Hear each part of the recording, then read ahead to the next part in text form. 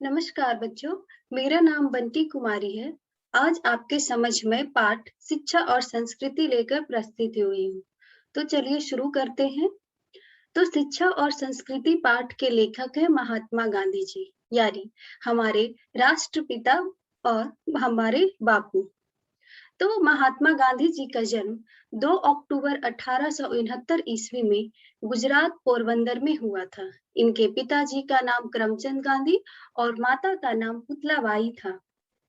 इन्होंने अपनी स्कूली शिक्षा गुजरात में ही प्राप्त की और इसके बाद वकालत की पढ़ाई के लिए यह लंदन चले गए। इन्होंने लंदन विश्वविद्यालय से वकालत की पढ़ाई पूरी की। बहुत ही कम उम्र में इनकी शादी हो गई थी और इनकी पत्नी ने भी स्वतंत्रता संग्राम में इनका पूरा सहयोग दिया। पढ़ाई करने के बाद यह लगभग 21 वर्ष तक दक्षिण अफ्रीका में रहे, जहां इन्हें एक बहुत ही अलग पहचान मिला। दक्षिण अफ्रीका में काले गोरे में भेदभाव होता था, जिसके खिलाफ बापू ने आवाज उठाई और संग्राम भी किया। बिना कोई मारपीट यानी अहिंसा के साथ इन्होंने इस भेदभाव के खिलाफ लड़ाई लड़ी और जीता भी। और उसी का उपयोग इन्होंने भारत के स्वतंत्रता संग्राम में भी की। और यह हमें भी यही शिक्षा देते हैं कि कोई भी लड़ाई हम लोग सत्य और अहिंसा से जीत सकते हैं। तो अब हम लोग इनकी रचनाओं के बारे में जानते हैं, जो कि परीक्षा की दृष्टि से बहुत ही महत्वपूर्ण है। इनकी कुछ रचनाएं हैं, जैसे कि हिंद स्वराज, सत्य का प्रयोग मेरे साथ, और उनकी कुछ पत्रिकाएं हैं, यंग इंडिया, हरिजन। तो यह जो आज का पाठ है शिक्षा और संस्कृति, इनके कुछ पुस्तकें और पत्रिकाओं से ली गई है। तो आइए चलिए शुरू करते हैं आज का पाठ।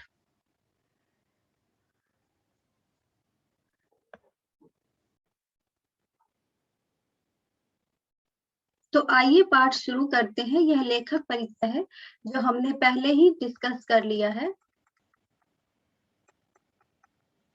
पाठ का पहली पंक्ति शुरू करते हैं। अहिंसक प्रतिरोध सबसे उदात्त और बढ़िया शिक्षा है। वह बच्चों को मिलने वाली साधारण अक्षर ज्ञान की शिक्षा के बाद नहीं, पहले होनी चाहिए। इससे इनकार नहीं किया जा सकता कि बच्चों को वर्णमाला लिखे और सांसारिक ज्ञान प्राप्त करे, उससे पहले यह जानना चाहिए कि आत्मा क्या है, सत्य क्या है और प्रेम क्या है, और आत्मा में क्या क्या शक्तियां छुपी हुई हैं। तो पहले पंक्ति में हमें लेखक यह कहते हैं कि अहिंसक प्रतिरोध, यानी कि बिना हिंसक किए हुए जो हम लोग संघर्ष यानी लड़ाई लड़ते हैं, प्रतिरोध करना यानी किसी का विरोध करना। तो अगर हम लोग अहिंसक माध्यम अपनाकर विरोध करते हैं तो वह सबसे उत्तम और बढ़िया शिक्षा है। इससे बेहतर कोई शिक्षा हो नहीं सकती। और इसकी शिक्षा बच्चों को अक्षर ज्ञान यानी लिखने और पढ़ने के बाद नहीं, बल्कि उससे पहले देना चाहिए। और यह इस बात से हम लोग कतई इनकार नहीं कर सकते हैं कि बच्चे वर्णमाला लिखे, उससे पहले बच्चों को कुछ सांसारिक ज्ञान होना चाहिए कि जैसे आत्मा क्या है, सत्य क्या होता है, प्रेम क्या होता है। तो यहाँ पे इसका बहुत बड़ा बड़ा अर्थ नहीं है। जो आत्मा क्या है, यानी अगर हम लोग किसी के साथ अच्छा व्यवहार कर रहे हैं तो हमें अंतरात्मा से कैसा महसूस हो रहा है, कैसे हम लोग एक दूसरे से प्रेम पूर्वक व्यवहार कर सकते हैं। तो यह सब, और हमारे आत्मा में क्या क्या शक्तियां होती हैं, जैसे कि अगर आप लोग दृढ़ निर्णय कर ले तो कोई भी कठिन कार्य कर सकते हैं। तो यह आत्मा की शक्तियों के बारे में, सत्य और प्रेम की शक्ति के बारे में बच्चों को जानकारी होना चाहिए, और यह भी बहुत बड़ी शिक्षा है। शिक्षा की जरूरी अंग यह होना चाहिए कि बालक जीवन संग्राम में प्रेम से घृणा को, सत्य से असत्य को और कष्ट सहन से हिंसा को आसानी के साथ जीतना सीखे। यानी बच्चों को ऐसी शिक्षा देना चाहिए कि वह घृणा करना ना सीखे, बल्कि अगर कोई घृणा कर रहा है तो उसको, बच्चों में ऐसी शिक्षा होनी चाहिए कि वह उससे प्रेम पूर्वक व्यवहार करके उनकी घृणा को मिटा सके। असत्य को सत्य से यानी बुराई को अच्छाई से वो लोग हटा सके, और हिंसा को कष्ट सहन से यानी कोई अगर हिंसा कर रहा है या तो जरूरी नहीं है कि हम भी हिंसा करें। हम लोग धैर्य दिखाते हैं तो भी वह लड़ाई हम लोग जीत सकते हैं। और इसका बहुत ही सुंदर उदाहरण है स्वतंत्रता के समय जो गांधी जी ने अंग्रेजों के खिलाफ लड़ाई लड़ी थी, वह भी अहिंसा की लड़ाई थी। इस सत्य का बल अनुभव करने के कारण ही मैंने सत्याग्रह संग्राम के उत्तरार्ध में पहले टॉलस्टॉय फार्म है, ये यहाँ पे टाइपिंग मिस्टेक हो गया है, पहले टॉलस्टॉय फार्म में और बाद में फिनिक्स आश्रम में बच्चों को इसी ढंग की तालीम देने की भरसक कोशिश की। तो यह टॉलस्टॉय फार्म और फिनिक्स आश्रम, तो गांधी जी ने क्या किया कि यह दोनों जगह था जहाँ पे यह बच्चों को शिक्षा देते थे। तो शिक्षा केवल अक्षर का ज्ञान नहीं, यह सब ज्ञान जो कि हमें लेखक कहना चाहते हैं कि कैसे हम लोग अहिंसा से कोई भी संघर्ष जीत सकते हैं, सत्य का ज्ञान, आत्मा के ज्ञान, तो यह सब शिक्षा बच्चों को पहले भी देते थे। तो इन दोनों जगह पे बच्चों को शिक्षा दी जाती थी। तो यहाँ पे स्वतंत्रता के उत्तरार्ध यानी स्वतंत्रता संग्राम सत्याग्रह संग्राम के बाद में उन्होंने यह दोनों जगह पे बच्चों को शिक्षा देने की, तालीम देना यानी किसी को किसी तरह का ट्रेनिंग देना, एक तरह से अभ्यास करवाना है। आगे लेखक कहते हैं, मेरी राय में बुद्धि की सच्ची शिक्षा शरीर के स्थूल इंद्रियों अर्थात हाथ, पैर, आंख, कान, नाक वगैरह के ठीक ठीक उपयोग और तालीम के द्वारा ही हो सकती है। दूसरे शब्दों में बच्चों द्वारा इंद्रियों का बुद्धिपूर्वक उपयोग उसकी बुद्धि के विकास का जल्द से जल्द और उत्तम तरीका है। शरीर और मस्तिष्क के विकास के साथ आत्मा की जागृति भी उतनी ही नहीं होगी तो केवल बुद्धि का विकास घटिया और एकांगिक वस्तु ही साबित होगा। यानी लेखक कहते हैं कि बच्चों की इंद्रिया यानी हमारे शरीर के अंग जैसे कि हमारा हाथ, पैर, आंख, कान, तो इन सब के बारे में भी बच्चों को अवगत कराना चाहिए, क्योंकि हमारे जीवन में बाकी चीजें तो जरूरी है, सबसे पहले बोलते हैं ना, स्वस्थ शरीर सबसे ज्यादा ही हमारा सबसे बड़ी पूंजी है। तो बच्चों को शरीर के अंगों के बारे में उसको जानकारी होना चाहिए। अगर आपने परीक्षा की बहुत मेहनत की है और परीक्षा से एक दिन पहले अगर किसी के हाथ में चोट लग जाती है, तो क्या वह परीक्षा लिख पाएगा? नहीं। तो हाथ का क्या महत्व है, आंख का क्या महत्व है, कान का क्या महत्व, इन सब का महत्व पता होना चाहिए और सही सही इनका ध्यान कैसे रख सकते हैं, यह भी बच्चों को जानकारी होना चाहिए। अगर बच्चे सारी इंद्रियों का बुद्धिपूर्वक उपयोग करना सीख जाते हैं तो यह बहुत अच्छी शिक्षा होगी। और सबसे पहले उनको यही अभ्यास कराना चाहिए कि कैसे वह इंद्रिय अपने शरीर के बाकी अंगों को सही पूर्वक उपयोग करना सीखे।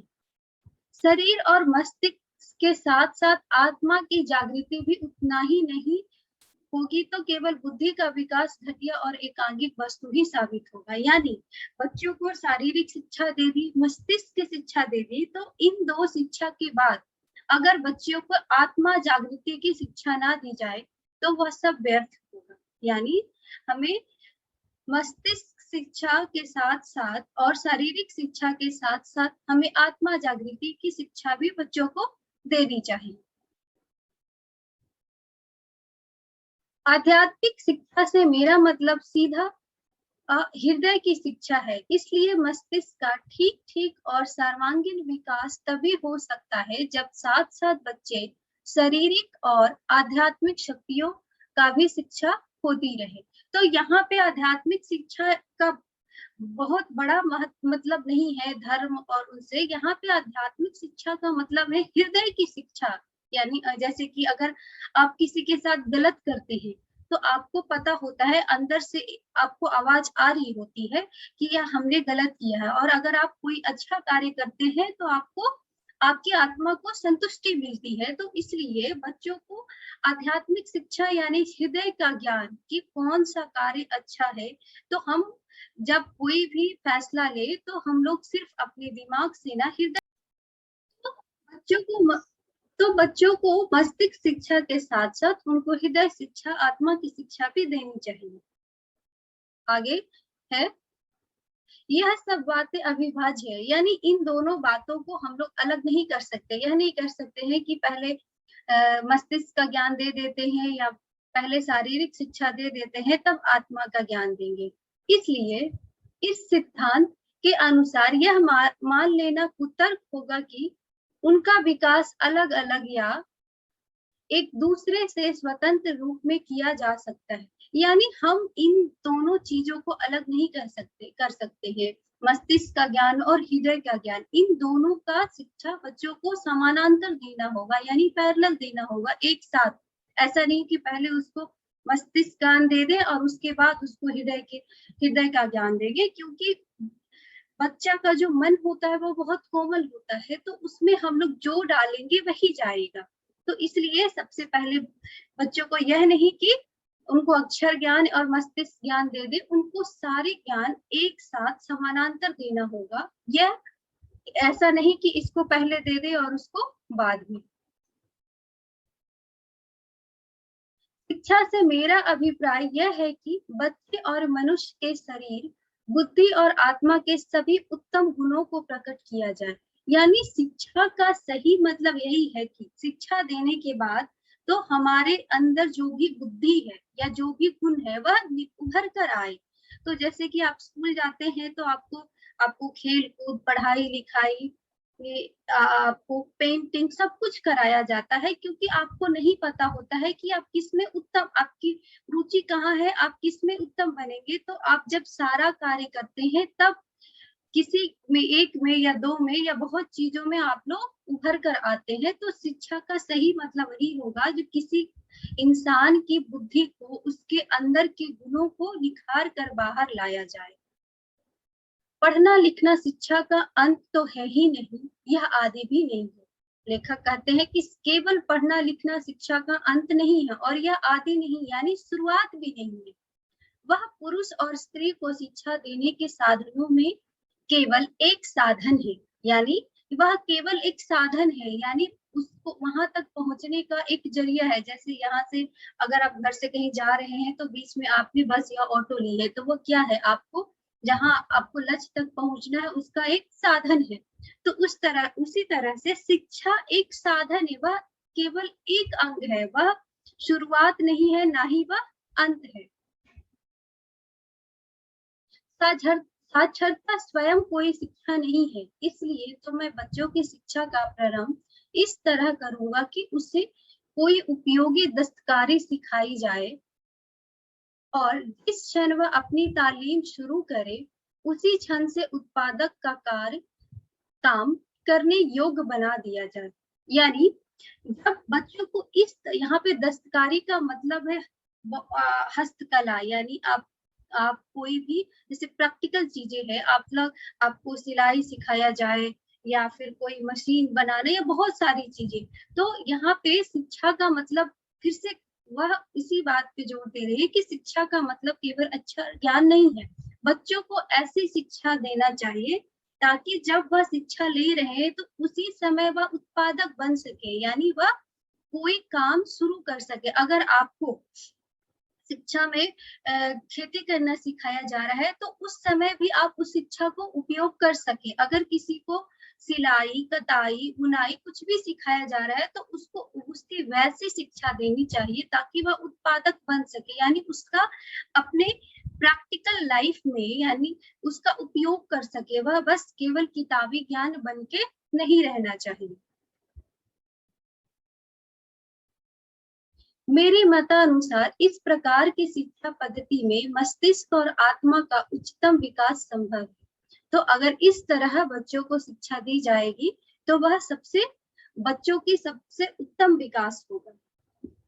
इतनी सी बात है कि आजकल की तरह प्रत्येक दस्तकारी केवल यांत्रिक ढंग से ना सिखाकर वैज्ञानिक ढंग से सीखना होगा। यानी यह नहीं कि बस आपको, जैसे कि अगर कोई मशीन है तो उसको चलाना आ गया, कैसे चलता है, उसके पीछे क्या कारण है, यह सब बच्चों को यह सब सिखाना होगा, यानी यांत्रिक ढंग से। यानी अगर आपको, अब जैसे आपके घर में कोई भी मशीन है तो आप उसको चलाना आ गया, लेकिन अगर खराब हो गया तो आप उसको कैसे बनाएंगे जब आपको पता होगा कि किस कारण से उसमें क्या होता है। तो यानी बच्चों को वैज्ञानिक ढंग, यानी हर बात के पीछे यह क्यों हो रहा है यह पता होना चाहिए। अर्थात बच्चे को प्रत्येक प्रक्रिया का कारण जानना चाहिए, यानी कोई भी अगर घटना हो रही है, कोई कुछ भी हो रहा है तो वह क्यों हो रहा है। जैसे कि अगर बारिश होती है तो बारिश क्यों होती है, बादल बनते हैं, बादल वाष्पीकरण से बनते हैं। तो हर चीज का कारण बच्चों को पता होना चाहिए। मैं चाहता हूँ कि सारे शिक्षा किसी दस्तकारी या उद्योग के द्वारा ही दी जाए, यानी बच्चों को जो भी शिक्षा दी जा रही है वह किसी दस्तकारी यानी हस्त प्रयोगी या उद्योगों के द्वारा दी जा सके, ताकि बच्चे सक्षम हो, बच्चे वह उसको अपने जीवन में उपयोग कर सके, उससे वह बच्चों का एक आगे जाके स्वावलंबन बनाने में, यानी वह बच्चों को रोजगार दिलाने में उपयोगी हो।